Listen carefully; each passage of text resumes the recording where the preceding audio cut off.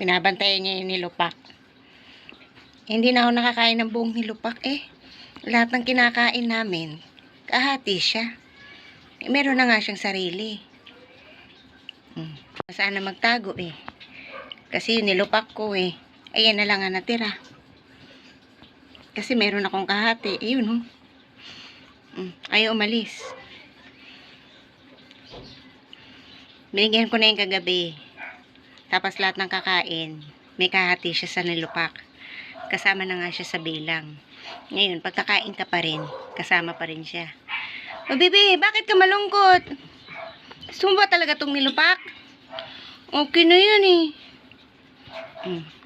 Gusto niya yung nilupak. Anong gusto mo? Nilupak o chimken?